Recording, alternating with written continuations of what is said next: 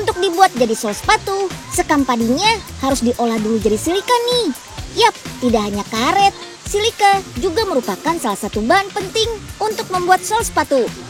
Silika akan membuat karet sol lebih fleksibel, tahan gesekan, tahan arus listrik, dan juga berdaya cengkram kuat. Sekam padi sendiri merupakan sumber silika yang bagus karena kandungannya bisa mencapai 20% dari volume total. Yuk, siapkan dulu cairan asam untuk membersihkan sekam padi dari kandungan yang tidak diinginkan. Penyiapan cairan asam ini harus dilakukan di lemari asam dengan peralatan lengkap ya.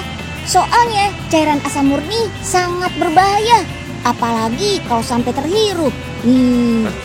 Nah, oke deh, cuci dulu sekam padinya. Pakai alat yang mirip mixer gini.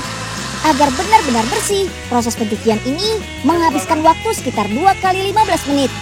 Pemanfaatan sekam padi gini sebenarnya merupakan langkah untuk memanfaatkan limbah sekam padi yang jumlahnya bisa mencapai jutaan ton. Mantap! Selanjutnya, sekam padi dimasukkan ke dalam autoclave. Alat ini merupakan pemanas tertutup, bersuhu, dan bertekanan tinggi untuk mensterilkan sekam padi. Cairan asam tadi juga bakal dicampur di sini ya. Proses ini meluruhkan kandungan lignin atau zat kayu pada sekam.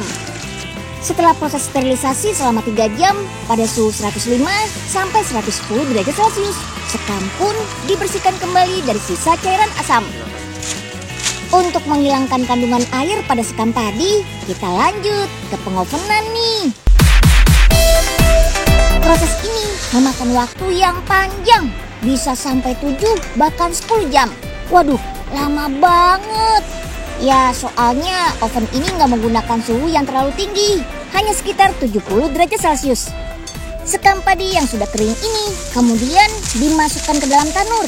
Tanur adalah alat pembakaran dengan penyekat panas yang bisa mencapai suhu tertentu. Pembakaran ini nggak bisa menggunakan oven biasa ya, karena suhunya harus mencapai 700 derajat Celcius. Suhu pembakaran tanur ini akan naik secara bertingkat. Dimulai dari 400 derajat, kemudian dinaikkan ke 500 derajat, 600 hingga 700 derajat Celcius. Proses ini memakan waktu 4 jam. Suhu yang sangat tinggi ini untuk mengubah sekam menjadi abu putih. Tingkat ini berada di atas tingkat pengarangan. Nah, sekam padi yang sudah menjadi abu putih inilah yang disebut sebagai biosilika, atau silika yang berasal dari makhluk hidup, yaitu tumbuhan. Karena ukurannya sangat kecil, yaitu pada skala nanometer sekitar 20 sampai 200 mm, makanya disebut sebagai nanobiosilika. Ukuran nanonya membuat biosilika ini lebih mudah untuk dilebur dengan bahan lain, termasuk karet untuk dijadikan sol sepatu. Lanjut yuk, pencampuran di alat ini dinamakan mastikasi, atau mengubah karet yang keras menjadi lebih lunak dan plastis. Yuk, giling dulu karet alam yang sudah diasap. Dengan bantuan panas 88 derajat Celcius, karet alam dipipihkan. Jangan lupa tambahkan bahan-bahan lain termasuk biosilika. Untuk mengubah warna karet yang coklat menjadi putih, ditambahkan bahan pemutih yang berasal dari mineral alam juga. Setelah semua bahan tercampur rata dan teksturnya sudah seperti yang diinginkan, karet ini dibawa ke proses molding. Karet akan ditimbang dan dipotong sesuai dengan ukuran kaki yang akan dicetak. Kemudian pada proses molding atau pencetakan, karet dimasukkan ke dalam hot press.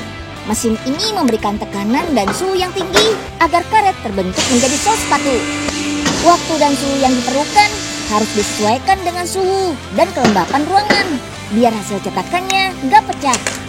Selesai dicetak, sol berbahan sekam padi ini siap dijahit deh. Kain sepatu yang digunakan bersifat antibakteri, namun tetap organik, yaitu serat bambu. Talinya juga dibuat dari serat rami. Tuh, keren kan sepatunya? Cuma sayangnya ketersediaan sepatu ini masih langka, karena produksi biosilikanya belum massal. Kebanyakan masih bergantung kepada silika impor yang didapatkan dari tambang batuan mineral ataupun sintetis.